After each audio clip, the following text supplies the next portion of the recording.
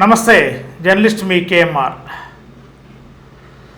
ఉమ్మడి పశ్చిమ గోదావరి జిల్లా, తూర్పు గోదావరి జిల్లా, ఉభయ గోదావరి జిల్లాల పట్టభద్రుల ఎన్నికలకు సంబంధించి కౌంటింగ్ ప్రక్రియ ఈరోజు ఉదయం 8 గంటలకు ప్రారంభమైంది.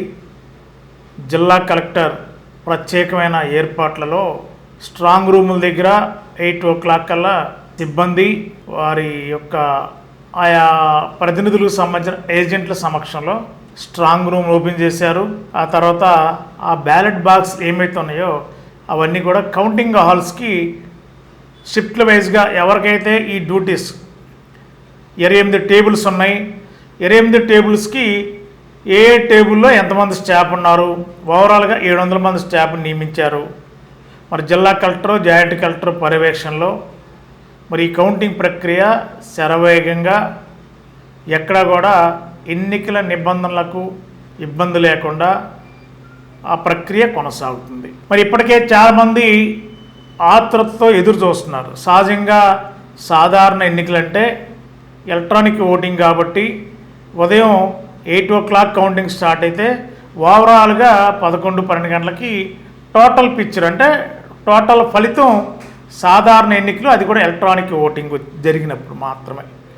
ఇప్పుడైతే బ్యాలెట్ పేపర్స్ మరి 2 జిల్లాలు దాదాపుగా 2,18,902 మంది ఓటర్లు తమ ఓటు హక్కును వినియోగించుకున్నారు 2 జిల్లాల్లో, తూర్పుగోదావరి జిల్లా, పశ్చిమ గోదావరి జిల్లా.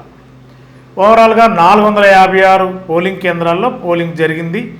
ఈరోజు కౌంటింగ్ జరుగుతుంది. ఈ కౌంటింగ్లో మరి ఎవరైతే పోటీలున్న ప్రధాన అభ్యర్థులు, కూటమి తరపున పేరాబత్తిన రాజశేఖర్, పీడిఎఫ్ తరపున దెడ్ల వీరరాఘవులు, ఇంకా ఇండిపెండెంట్గా గంటా సుందర్ కుమార్, ఇంకా చాలామంది స్వతంత్ర అభ్యర్థులు కూడా ఉన్నారు.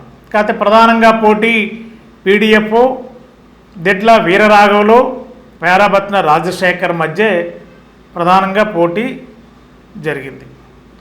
అయితే గ్రాడ్యుయేట్ ఎన్నికలంటే ఖచ్చితంగా రాజకీయ పార్టీలకు సంబంధాలు ఉండవు సహజంగా. కానీ ఈసారి గ్రాడ్యుయేట్ ఎన్నికలు రాజకీయ వ్యవహారాలు, రాజకీయ పార్టీలు స్వయాన ఆ పార్టీలకు సంబంధించిన ఎమ్మెల్యేలు, మంత్రులు, ఎంపీలు పూర్తిగా ఇన్వాల్వ్ అయ్యి ఈ గ్రాడ్యుయేట్ ఎన్నికలు, శాసన మండలి ఎన్నికల్ని నిర్వహించేలా ఈసారి ఒక కొత్త వింత పోకడ ఆంధ్రప్రదేశ్లో జరుగుతుంది. మరి గతంలో ఎప్పుడు జరిగినా కూడా టీచర్స్ ఎన్నికలంటే, టీచర్స్ ఎమ్మెల్సీ అంటే వాళ్ళ సంబంధించిన ఉపాధ్యాయులు ఓటర్లుగా ఉంటారు, వాళ్ళు స్వతంత్రులుగా ఉంటారు, వాళ్ళకి కావాల్సిన వారిని వాళ్ళు ఎన్నుకుంటారు. కానీ గ్రాడ్యుయేట్ ఎన్నికలంటే నిరుద్యోగులు అంటే డిగ్రీ పూర్తి చేసిన విద్యార్థులు, ఉద్యోగులు ఈ గ్రాడ్యుయేట్ ఎన్నికల్లో ఓటర్లుగా ఉంటారు. కానీ వీళ్ళకి మరి చాలామంది రాజకీయ నాయకులు వెళ్ళి ఫలానా వ్యక్తికి ఓటేయండి అని చెప్పి ప్రచారం చేయడం కూడా ఒక విధంగా విద్యావంతుల్ని మరి రాజకీయ పార్టీలు కొంత అవమానానికి గురి చేశారా, లేదంటే తమ రాజకీయ స్వార్థపూరితమైన వ్యవహారాలతో ఈ యొక్క అభ్యర్థుల తరపున ప్రచారం చేశారా? అసలు గ్రాడ్యుయేట్ ఎన్నికలంటే వారికి విఘ్నత అంటే చదువుకున్న వాళ్ళు ఎవరికి ఓటు ఎలా వేయాలి, ఎవరికి ఎవరిని ఎన్నుకుంటే చదువుకున్న వాళ్ళకి నిరుద్యోగ సమస్య, ఉద్యోగ భద్రత అంటే ఉద్యోగాలు, కొత్తగా ఉద్యోగాలు రావడానికి ఫైట్ చేస్తారని గవర్నమెంట్ పైన, అదేవిధంగా ఉద్యోగస్తులకు సంబంధించిన సమస్యలు తెలియాలంటే ఆ ఉద్యోగుల సంఘాల ప్రతినిధి మండలిలో ఉండాలి అనేది అసలు ఎన్నిక ప్రక్రియ అది. కానీ ఈసారి ఎన్నిక ప్రక్రియ పూర్తిగా మార్చేసింది కూటమి. మరి తెలుగుదేశం పార్టీ, జనసేన పార్టీ ఎంపీలు, ఎమ్మెల్యేలు, మంత్రులు వీధికి, ఇంటింటికి, గుమ్మానికి తిరిగి రకరకాల ప్రచారాలు, ఎన్నికల ప్రచారాలు, అవే కాదు తాయిలాలతో కూడా వాళ్ళందరినీ ఆకర్షించేలా ప్రయత్నం చేశారు. టార్గెట్ ఆంధ్రప్రదేశ్ ముఖ్యమంత్రి ఎమ్మెల్యేలకి టార్గెట్ పెట్టి వార్నింగ్ ఇచ్చి కూడా ప్రచారంలో పర్సంటేజ్ తగ్గిందంటే ఆ నియోజకవర్గాల ఎమ్మెల్యేలకి షాకింగ్ న్యూస్ ఉంటుందని కూడా ఆ పార్టీ ముఖ్యమంత్రి, కూటమి ముఖ్యమంత్రి చంద్రబాబు నాయుడు గారు కూడా చెప్పారని విశ్వసనీయ వర్గాల సమాచారం. మరి ఈ నేపథ్యంలో కౌంటింగ్ ప్రక్రియ జరుగుతుంది. ఈ కౌంటింగ్లో కొంత ఎవరికి వాళ్ళే పీడీఎఫ్ అభ్యర్థి దిడ్ల వీరరాఘవులు గెలుపు ఖాయమని చెప్పి అనుచర గణం చెప్తుంది. మధ్యాహ్నం వరకు జరిగిన పోలింగ్ అంతా ఉదయం ఎవరికైతే దిడ్ల వీరరాఘవులు గారికి చాలా ఫేవర్గా ఓటింగ్ జరిగిందనేది ఆ వర్గాలు చెబుతున్నాయి.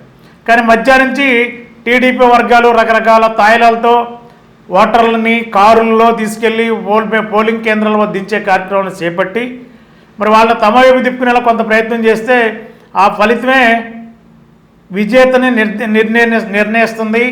ఎవరికి వరిస్తుంది విజయం అనేది ఇప్పుడు సందిగ్ధంలో ఉంది. కూటమి కూడా కొంత ధీమాగా ఉన్నప్పటికీ కూడా లోపల మాత్రం ఆందోళన కనిపిస్తుంది. మరి పేరాబత్తిన రాజశేఖర్ స్వతహాగా రాజకీయ నాయకుడు. మరి అతను తీసుకొచ్చి గ్రాడ్యుయేట్ ఎన్నికల్లో అభ్యర్థిగా పెట్టింది తెలుగుదేశం ప్రభుత్వం. మరి పీడీఎఫ్ అభ్యర్థి రిటైర్డ్ హెడ్ మాస్టరు, విద్యావంతుడు, ఈస్ట్ గోదావరి జిల్లాలో మంచి పేరున్న దిడ్ల వీరరాఘవులు గారు. మరి ఆయన్ని పీడీఎఫ్ అభ్యర్థిగా పెట్టారు. మరి వాళ్ళ కౌంటింగ్ ప్రక్రియ పటిష్ట పోలీసు బందోబస్తు మధ్య కౌంటింగ్ స్టార్ట్ అయింది. ఈ కౌంటింగ్లో మరి ఫలితం అయితే ఈ రోజుకైతే దాదాపుగా రాకపోవచ్చు. ఎందుకంటే మొదటి ప్రాధాన్యత ఓట్లు అధికంగా ఎవరికైతే ఓట్లు వస్తాయో సగానికి పైగా ఓట్లు వస్తే వాళ్ళని విజేత కోవలో చూడటానికి అవకాశం ఉంటుంది.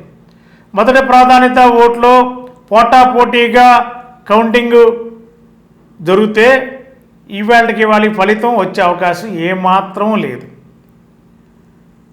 మొదటి ప్రాధాన్యత ఓటు ప్రక్రియ కౌంటింగ్ ప్రక్రియ అయిన తర్వాత రెండో ప్రాధాన్యత కౌంటింగ్ ప్రక్రియ స్టార్ట్ చేస్తే అప్పుడు దాంట్లో ఎవరికైతే సగానికి పైగా ఓట్లు వస్తాయో వాళ్ళు మాత్రమే విజయం అంచుల్లో ఉంటారు.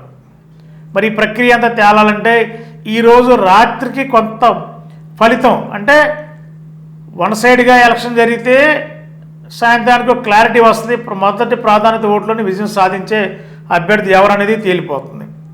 ఒకవేళ నువ్వా నేనా అని జరిగిన ఎన్నికైతే ఖచ్చితంగా మొదటి ప్రాధాన్యత ఓట్లోనే తెలిసే అవకాశం చాలా తక్కువగా ఉంటుంది. ఏదేమైనా ఉత్కంఠత టెన్షన్ అయితే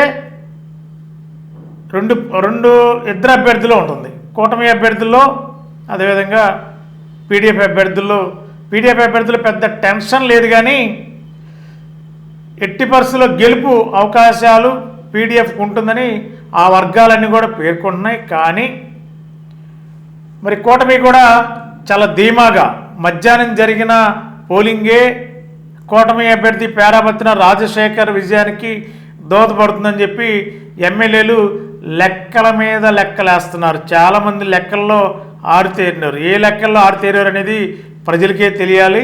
మరి ఆ లెక్కల్లో ఉన్న ఎమ్మెల్యేలు ఇప్పుడు లెక్కల మీద లెక్కలు వేస్తూ కూడికలు తీసివేతలు తీసుకుంటూ కూటమి అభ్యర్థి పేరాబత్తిన గెలుపు పక్కాగా ఉంటుందనేది మరి కూటమి సంబంధించిన ఎమ్మెల్యేలు మరి గంటల కొద్దీ లెక్కలు వేస్తూ క్యాల్కులేటర్ పెట్టుకుని పర్సంటేజీలు చూసుకుంటూ తేడాలు చూసుకుంటూ ఏ పోలింగ్ బూత్లో ఎలా ఓటింగ్ జరిగిందని కూడా లెక్కలు వేసుకుంటూ ప్రస్తుతం కౌంటింగ్ జరుగుతుంది. కాబట్టి ఈ కౌంటింగ్లో ఏ విధంగా ఫలితం ఉంటుందనేది మరి వారికి సంబంధించిన అనుచర గణంతో చర్చలు జరుపుతూ ఉన్నారు. కొంత ధీమా ఉన్నా లోపల మాత్రం కొంత ఆందోళన అయితే ఉందనేది చాలా స్పష్టంగా ఉంది.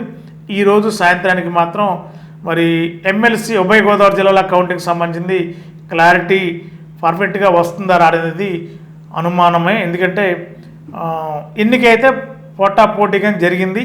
మరి ఎన్నిక ప్రక్రియ చూస్తే మొదటి ప్రాధాన్యత ఓట్లో ఎవరు విజేతగా ఉంటారనేది సాయంత్రానికి కానీ ఒక క్లారిటీ వచ్చే అవకాశం ఉంది. Thank you. కోటి ఆశలతో వేల ఊసులతో రెండు మనసులను ఒకటి చేసే కమనీయ దృశ్య కావ్యం కళ్యాణం. మీ ఇంట జరుగు శుభ వివాహ వేడుకలలో మన సంస్కృతి సంప్రదాయాలు ప్రతిబింబించేలా సుమనోహరమైన స్వర్ణ వర్ణాల సంగమంతో ముస్తాబైంది మీ చందన వారి కళ్యాణ కోవెల. అందరికంటే విభిన్నంగా ఎక్కువ కలెక్షన్స్ చౌక ధరలకే నవవధువుల కోసం ప్రత్యేకంగా కాంజీవరం నేతకారులచే రూపుదిద్దుకున్న వేవేల వర్ణాల పట్టు చీరలు కళా నైపుణ్యం కలగలిసి మీ అభిరుచికి అద్దం పట్టే పట్టు పదనిసలు అప్ టు డేట్ కలెక్షన్స్ తో మీ ఇంట వివాహ వేడుకలకు కావలసిన డిజైనర్ సారీస్, ఫ్యాన్సీ సారీస్, పెట్టుబడి చీరలు, ladies churidars, dress materials, ghagras, gents suitings and shirtings, mens branded readymades, complete kids wear collections తో మీకు అపూర్వ స్వాగతం పలుకుతోంది మీ చందన వారి కళ్యాణ కోవెల. మా జ్యువెలరీ విభాగంలో బంగారు ఆభరణాలపై అతి తక్కువ తరుగు, మజూరీ లేదు. వెండి వస్తువులపై అతి తక్కువ మజూరీ. విచ్చేయండి చందన బ్రదర్స్, ఏలూరు మరియు జంగారెడ్డిగూడెం.